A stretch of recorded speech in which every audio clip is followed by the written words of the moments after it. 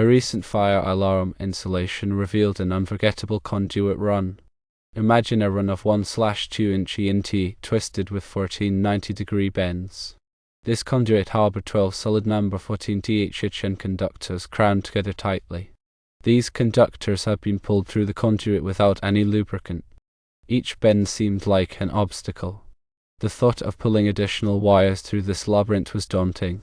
The person spent hours untangling the mess. Finally, the last wires were pulled through the conduit. This run was deemed unacceptable. It was a testament to human incompetence. The tale of the conduit with 14 bends and no pull points became a cautionary legend. The absurdity can be found in unexpected places. According to the National Electrical Code, the number of bends in a conduit run is limited to 360 degrees total between pull points. Each 90-degree bend contributes 90 degrees to the total.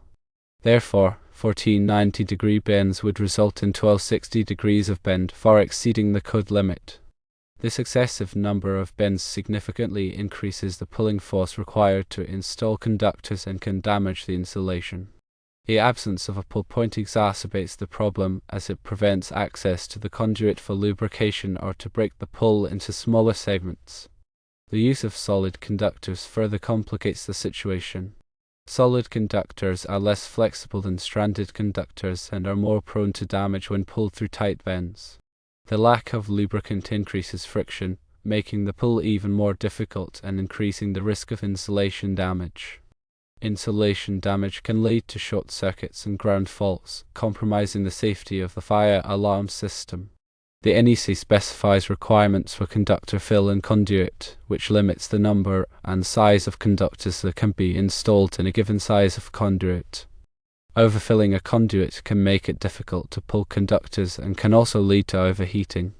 The NEC also requires that conductors be installed in a manner that does not damage the insulation.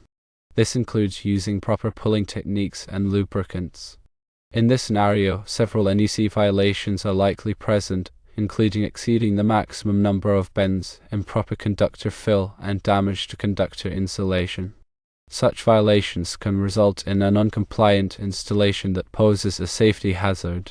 A properly installed conduit run should adhere to NEC guidelines and best practices.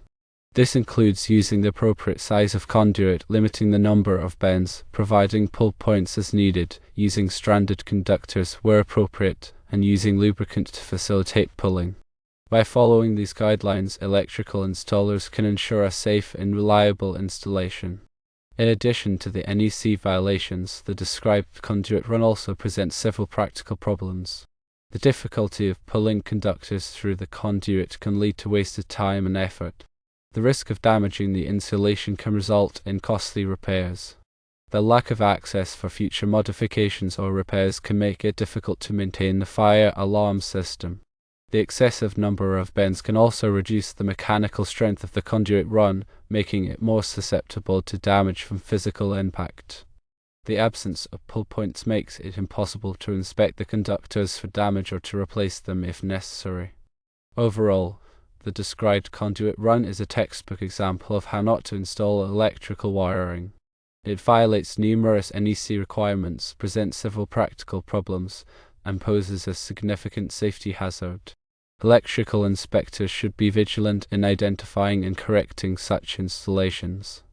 Electrical contractors should ensure that their employees are properly trained in conduit installation techniques and are familiar with the NEC requirement. The use of proper tools and equipment is also essential for a safe and efficient installation. In conclusion, the described conduit run is a cautionary tale that highlights the importance of following NEC guidelines and best practices.